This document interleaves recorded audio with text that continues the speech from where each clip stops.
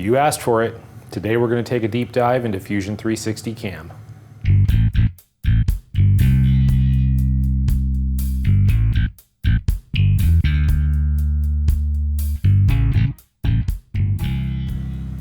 Welcome back to Cloud 42. I'm James. Last time we finished making a Toolpost dial indicator holder for my lathe.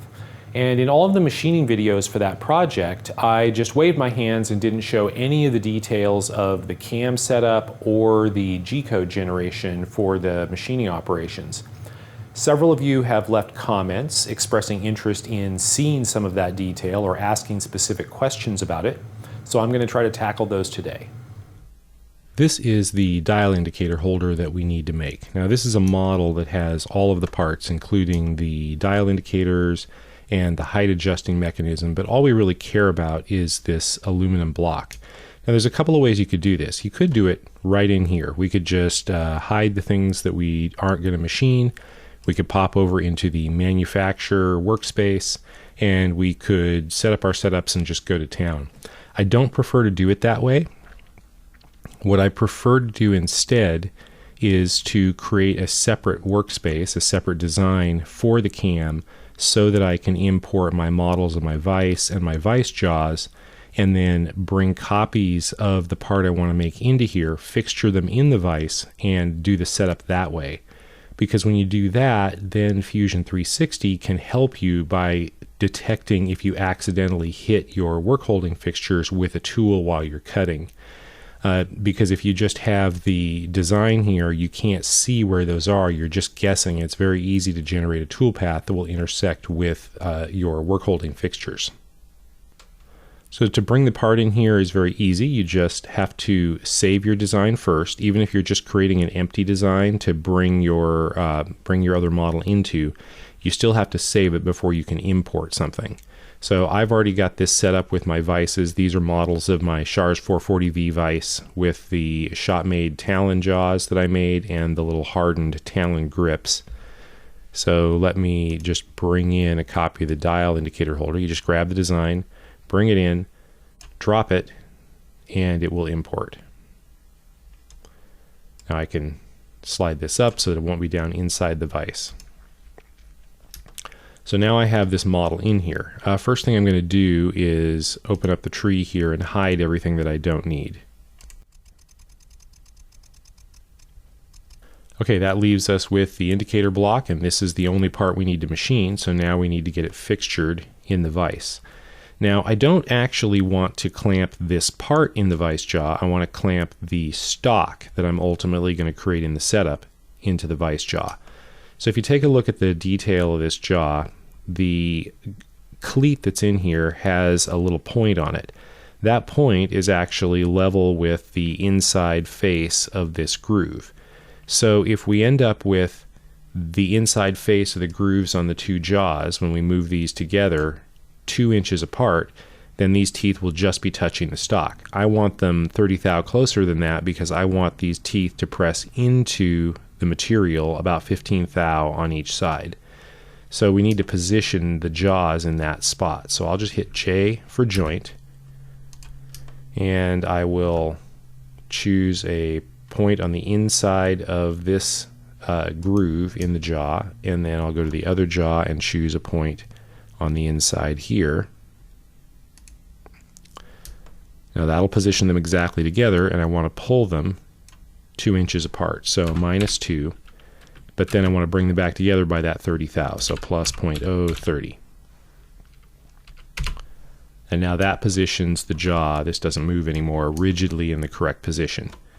So now I need to position this aluminum block between those jaws in the correct place. Now I can measure, I can use the inspect tool and I can measure and see exactly how wide this is, and I can see it's 1.973 inches. I can subtract that from the 2-inch stock and I can figure out exactly where this needs to go, but there's an easier way. We can use a joint origin. So I'll go back over here into the dial indicator holder and you can see that I have a joint origin positioned in the very center of the bottom, and I'll show you how I did that. If you just go to Assemble Joint Origin, you can create a new origin. So there's a choice between simple and between two faces. I'm going to choose between two faces, and I'll select this face on this side of the part and this face on this side of the part, and then I'll choose a snap position, which will be in the middle of this bottom edge. And as soon as you select that position, you can see the dotted line, and it's going to place the joint origin in the center. So I just click, and now it's created that joint origin. Now I'm going to cancel this because I already have a joint origin in that position. Now, because this is linked into the other design, all I have to do is save this, and then I go back into my CAM workspace, and you can see there's this little warning icon that one component is out of date. I click on that, and it will import, and now we have our part with the joint origin. Now, of course, it was there before, but that's how you would add one if you didn't have that. So let's go ahead and position this part. I'll hit J for joint, click on that joint origin, and then let's snap that to this location on the inside of the groove. Now that has our part centered over the groove on this side, but what I actually want to do is center that between the two joints, and so that's going to be I'm going to move it over 1 inch, so it's between the two jaws. But of course, it's not really 1 inch. It's 1 inch minus the 15 thou grip thickness that the teeth will sink into the stock. So I'll add 0.015. So that now has that positioned directly between the jaws. Now that's part of it. I also don't want the part itself sitting all the way down on the jaws because there's going to be stock underneath it. How much? Well, I know the part is 1 1/8 inches high, and I'm going to be using 1 1/4 inch stock, so I have 1/8 of an inch extra, so let's add 1/8 of an inch, but of course I don't want this part to be touching the top of the stock on the inside. I want maybe 25 thou that I can machine off of that, so I'll just move it up 100 thou, and that'll put it 25 thou down from the top of the stock. But if we come in here close and look at it, you can see the part is still well above the position of these cleats, so we should be able to easily machine down to a water line that's past the bottom of the part without hitting the holding fixture. And having this holding fixture in here will help us, because then Fusion 360 can help us determine if we've accidentally hit it. Now, of course, I need 2 copies of this because I'm doing 2 ops. I've got the op 1 where I'm going to machine the top, and then I'm going to machine the bottom in the other vise. So I will just select this part, hit Control C for copy, hit Control V for paste, and that will make a second copy of the part that I can use in the other vise. And let's just go ahead and position that joint. I'll pick this edge and the bottom edge of my vise, and then rotate the part 180 degrees. And so now that is positioned in the vise. Of course, we can't reach the top of this because it's all the way in the bottom. So let me edit this joint. And let's move it up. And how much up do we want to move it? Let's try 5/8.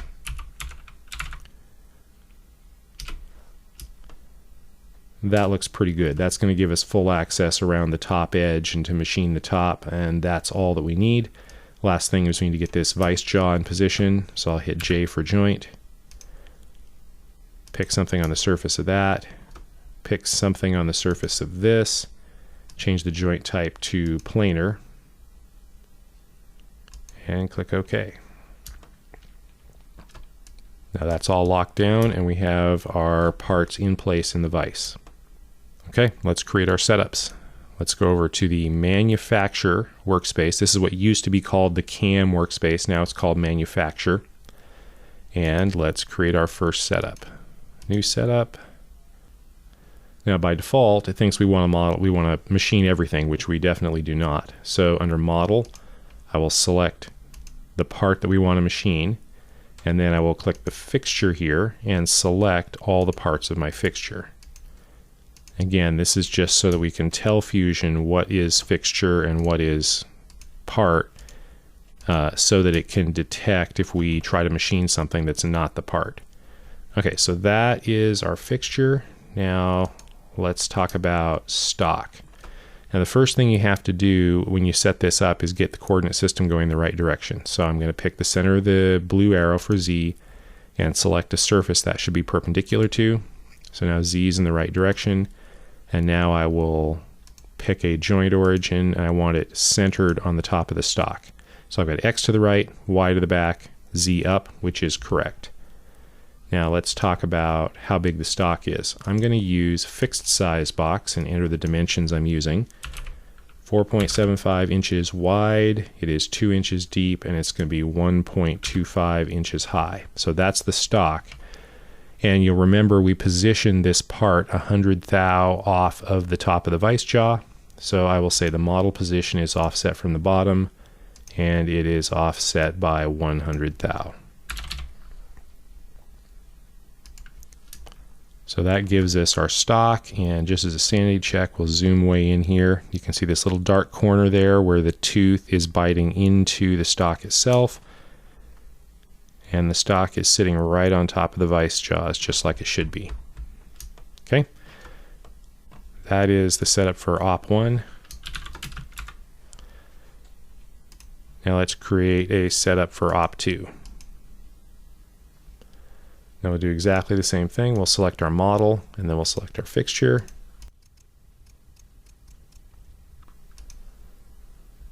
And we'll go into stock, orient this the correct position. Now for the stock size,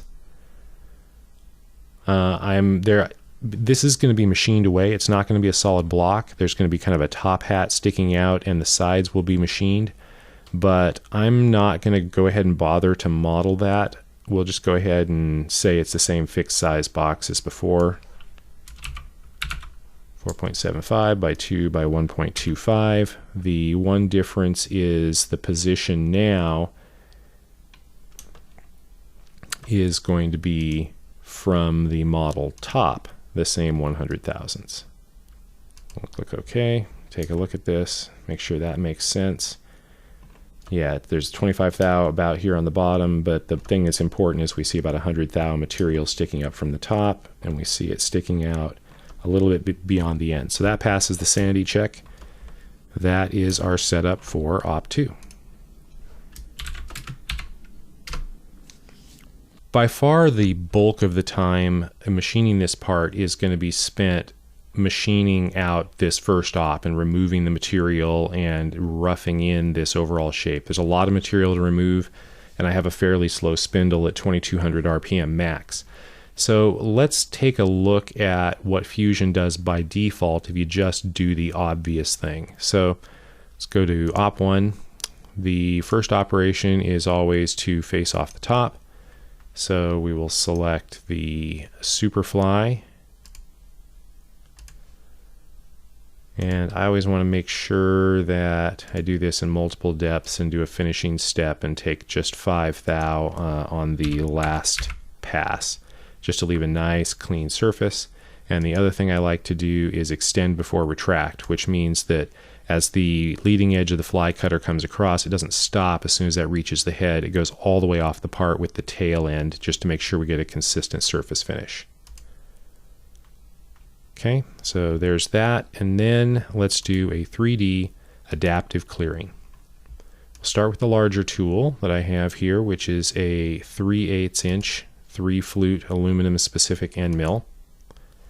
And let's machine down to the model bottom minus 15 thou. So we'll go 15 thou past the base of the model.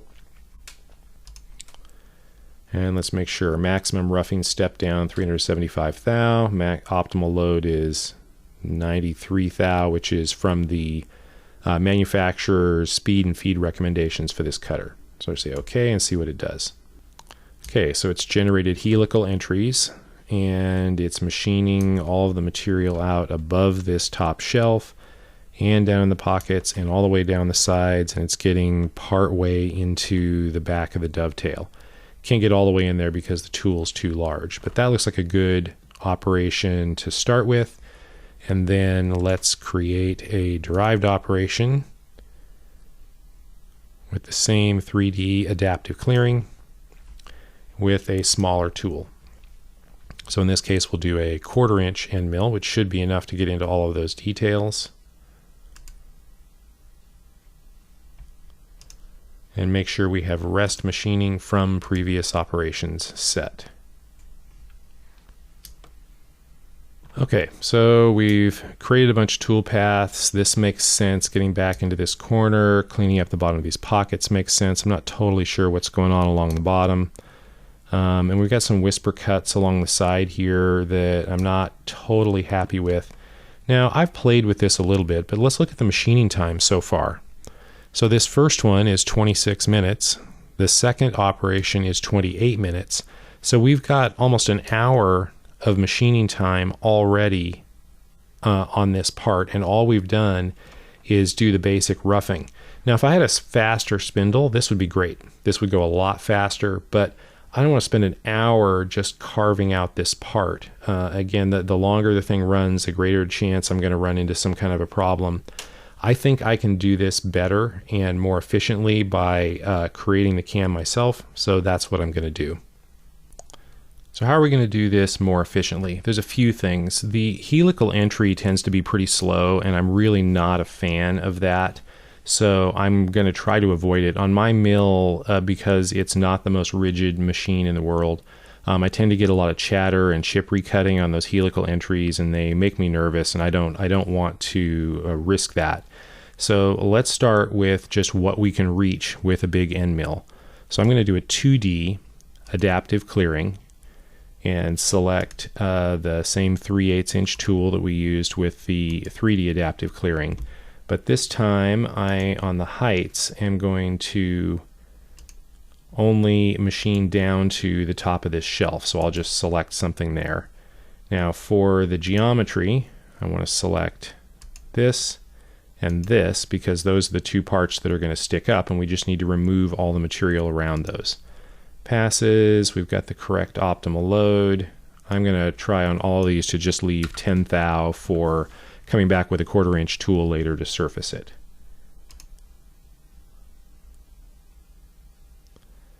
Okay, so far so good. So that's going to get us machined the top of these pockets down to the shelf. Now note, we haven't done anything in here in the center slot because this 3/8 inch tool is too big. Let's do another 2D adaptive clearing to finish the rest of the outside. Use the same tool. I'll select the entire outside contour. And this time for heights, the bottom, I'm going to go minus 0.015, so 15 thou below the bottom. And then for the top height, I'm going to choose a selection because we're already machined down to the shelf. So all I have to do is select that. And then for passes, same 10 thou to leave, but I want to do this in multiple depths. Maximum step down is 375 thou. That's what the tool manufacturer recommends. Okay, that looks right. We're going to contour around the outside. We're getting into the dovetail, but only as far as we can get with a 3/8 inch tool. So that gets everything around the outside of the part done. And remember, we've also machined these pockets, but we have not machined this center slot. And we need to machine the top part of this center slot, and then we can come back and do the entire bottom of the inside of the part. But to machine the top part of this, I need something to contain my tool path. So I'm going to go back over to the model workspace, and I'm going to create a sketch. Now I'm going to hit P for project, and I'm going to project a couple of points from the geometry to give me references, and then I'm going to create a rectangle here. Stop sketch. And now I have a rectangle here drawn that I can use to contain the tool path. Let's go back to manufacture, and let's do another 2D adaptive clearing.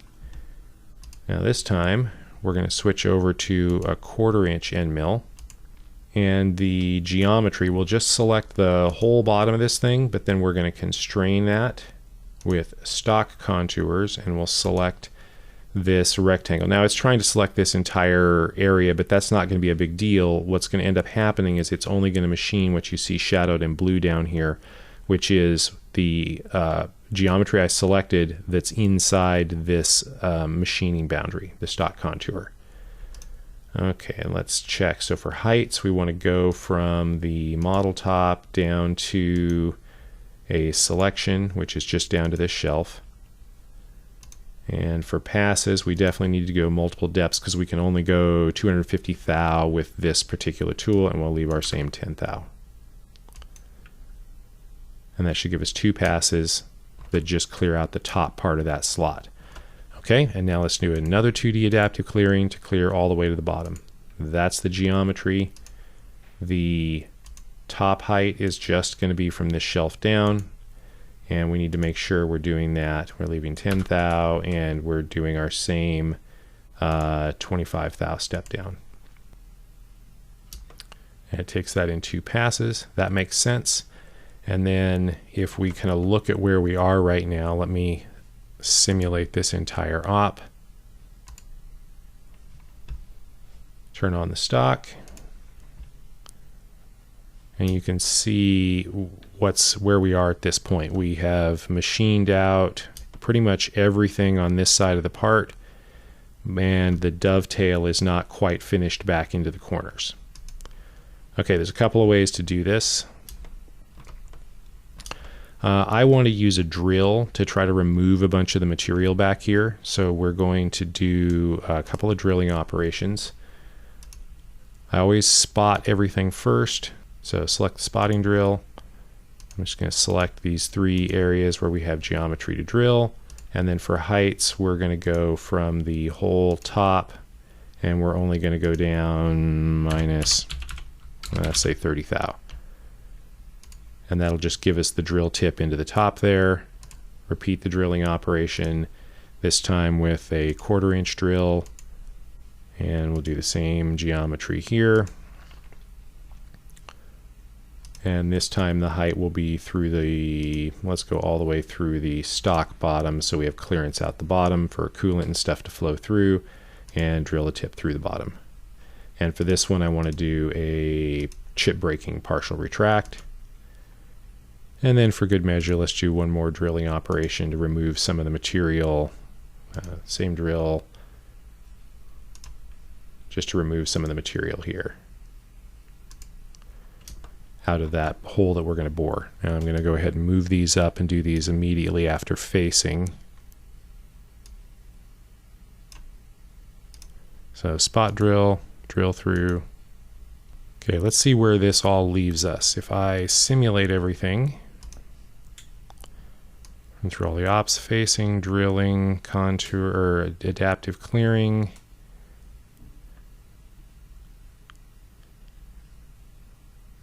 And this leaves us with the whole, all the pockets and the major geometry of this thing roughed out.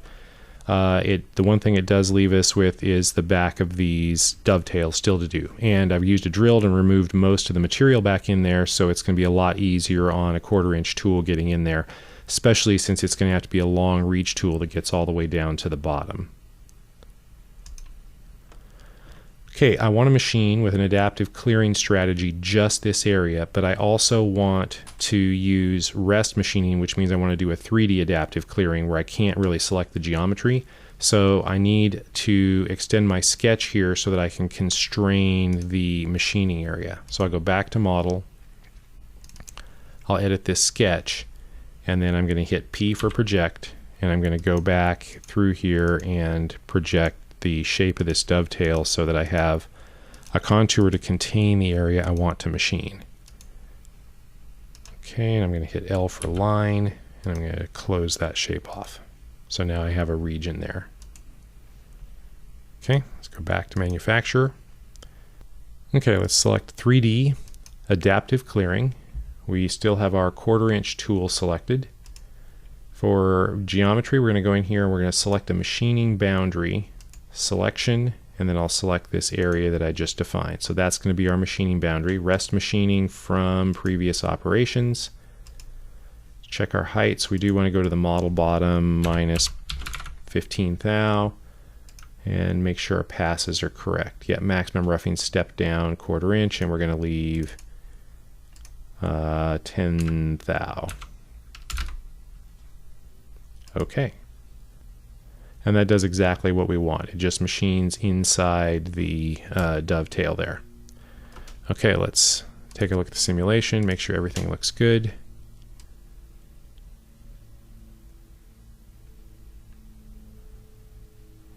This all looks good. Oops. Okay, we have a problem. That end mill is not long enough to actually reach all the way down into the bottom of this dovetail. So let me switch that out for a longer tool.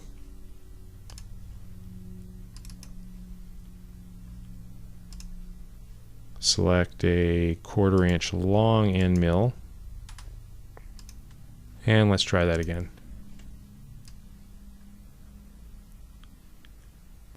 And yeah, that looks a lot better. That's getting all the way to the bottom. We've got plenty of clearance and we're still on the cutting height. Okay, let's see, what else do we need to do? We still need to bore out this hole. So actually, let's take a look. We've got the whole thing done. We've got all the roughing that we had last time. And let's just take a look and see what do we have, including the drilling, for machining time. Where we were at almost an hour before, now we're looking at total feed time right around 32 minutes. So we've cut that roughly in half. Now, there are things that could have been done to clean up the automatically generated tool paths with just the 3D adaptive clearing for the entire part, but I like this better. I like being in control. I've spent a little bit more time, but I think I've got a set of machining operations that I have a little bit more confidence in. Okay, let's finish this up. The last thing we need to do, we need to bore out this hole in the top. Let's just go ahead and do that. So 2D, bore, select that geometry, and no stock to leave. So that's the bore, and now we need to contour around the part. 2D contour, and we'll use that same 1/4 inch long end mill. And let's select all the geometry we want to contour. We want to go all the way around the outside, all the way to the bottom. I want to contour the insides here, up on this shelf, on both sides.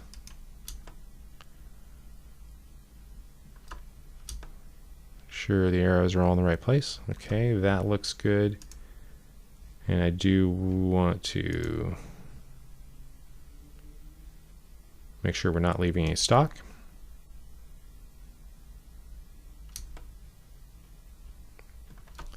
Okay, those are all our contouring operations, and we need to do a little bit more here. We need to do some drilling in the bottom. So drilling, we'll use our spot drill. Select one hole, then click select same diameter. Height will be from the, since we're just spotting, it'll be from the whole top. These are small, so maybe 20 thou. And then we'll drill with our finish drill. And we'll do the same thing, select same diameter, and we'll go, make sure the tip goes through the bottom, plus maybe another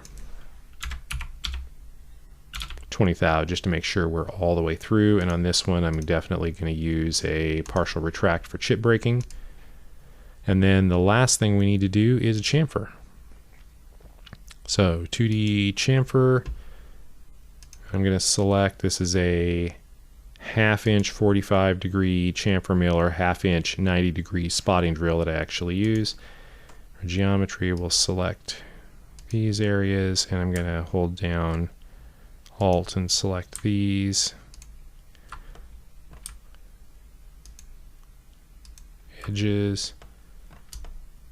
And that is going on the wrong side. Okay, those all look good.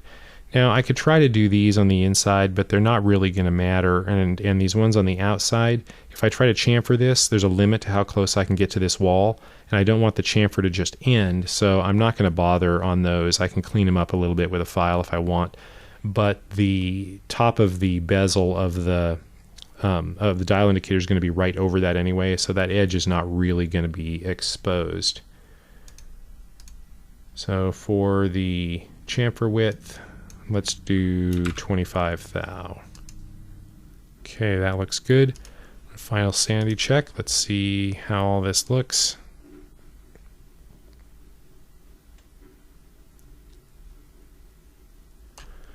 We got chamfers around the top. We're cleaned up all the way the back inside of the dovetail.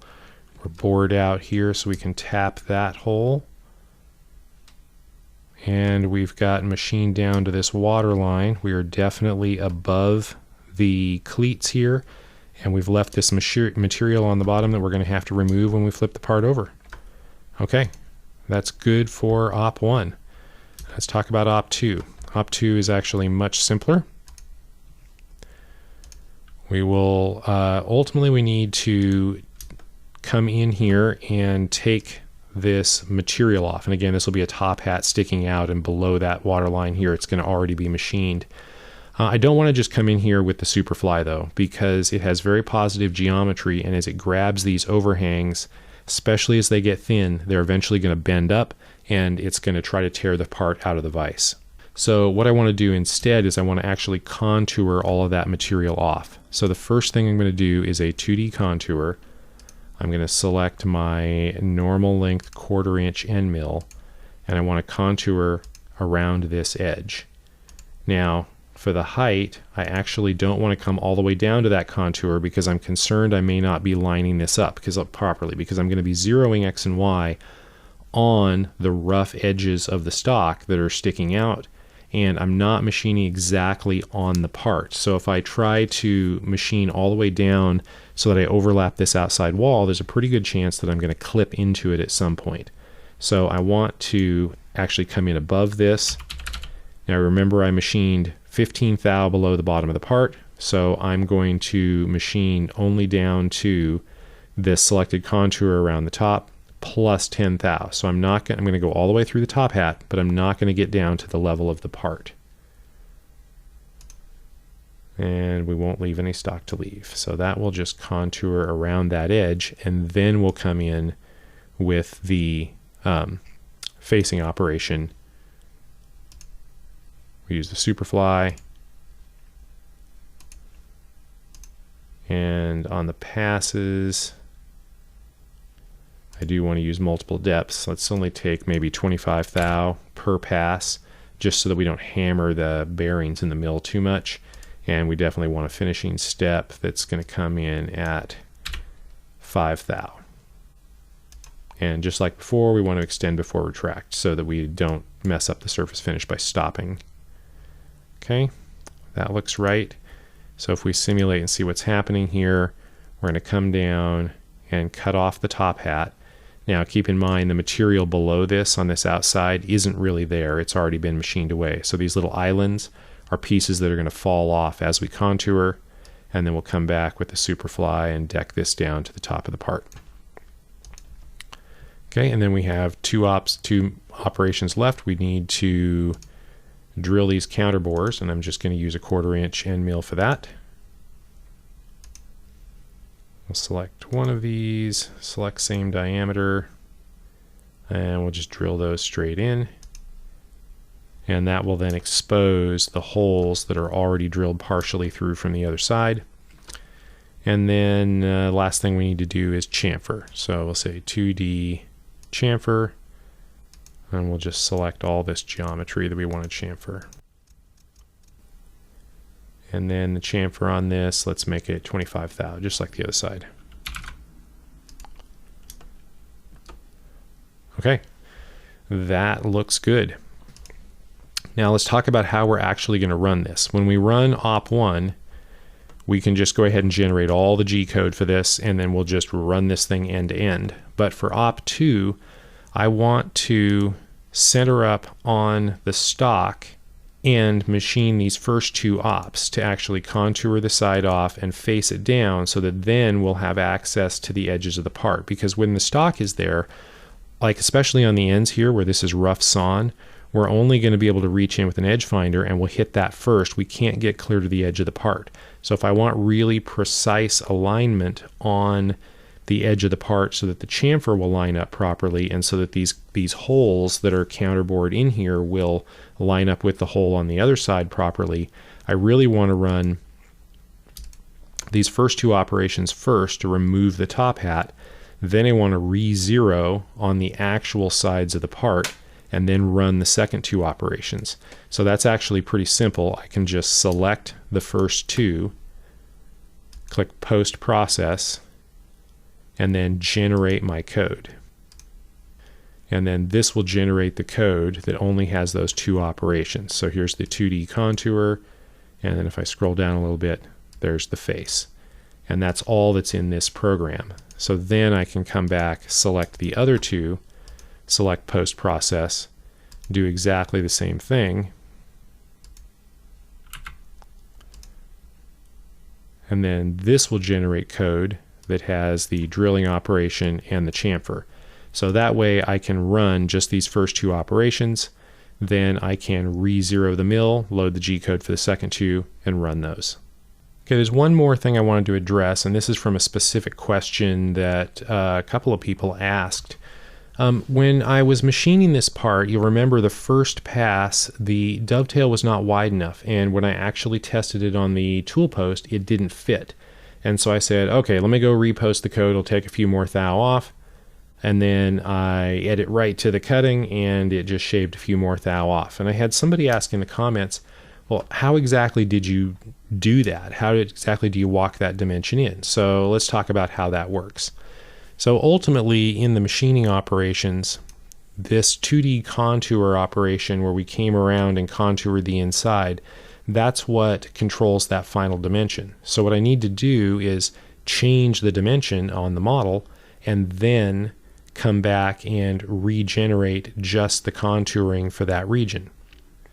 To change the dimension, we just go back to the model, and in this particular case, I know that I have this sketch that controls that dimension. I will edit the sketch, and in this sketch there's a dimension that you can just see here that controls the width of the dovetail. Now this is currently 1.73 inches. Let me change it to 1.7, I'll make it a big change so it's easier to see, 1.75 inches, and when I hit enter, you'll be able to see this dovetail become wider. Okay, so that dovetail is now wider. Stop the sketch and save this part.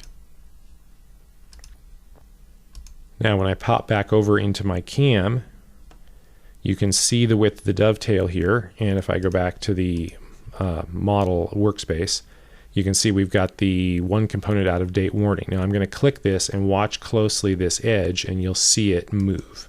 So click to update, and then now the part has moved out and that dovetail is now wider. So let's go back to manufacture.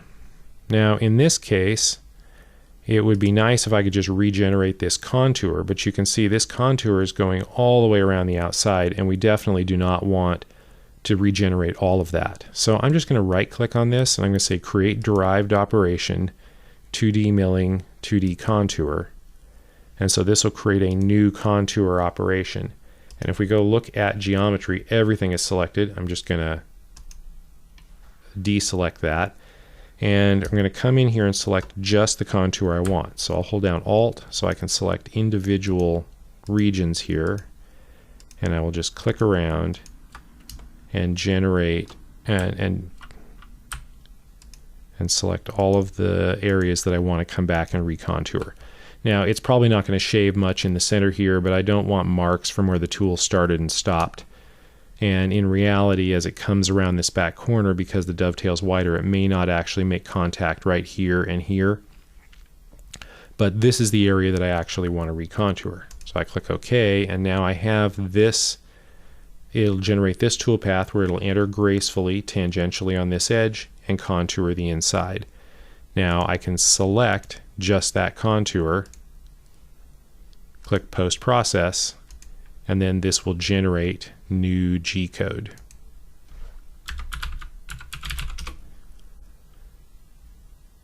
And this G-code, this is pretty much the whole thing. It just has that single 2D contour operation. And if the mill still has the same 0 that it had set when I did all the other operations, everything should line up perfectly. So I did the same thing on the back side when I I did this and walked it in and changed the dimension, but then when I came back and milled the back side of the part, I had not reposted the chamfer around the dovetail. So I did exactly the same thing. In this case, I didn't have to change the dimension because it was already changed in the model. I just had to create this additional contour operation the chamfer operation to just regenerate that chamfer code. Now in this particular case, now I have this extra contour in my program, and in case I ever make another one of these, I don't want that to be generated in the final output when I do the main program. So I can just right click on this and choose suppress. And that'll suppress it, clear that toolpath, and so now that's shown here with a line through it.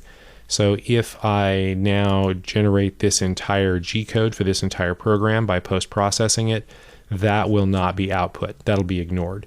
But in the future, if I then later need to change that or walk that in, I want to use that, I can unsuppress it and I can export that or post that so that I can again walk in a dimension if I need to do that. I hope that was helpful. I know sometimes I go quickly and skip over a lot of the details. Sometimes I do that because I'm editing for time, and sometimes I do that because I just forget that not everybody has seen some of these techniques. I always appreciate hearing your feedback because that's what helps me to produce better content. If you like this video, let me know down in the comments. If you'd like to see something else, let me know that too. And if you don't want to miss future videos, be sure to subscribe. Thank you for watching.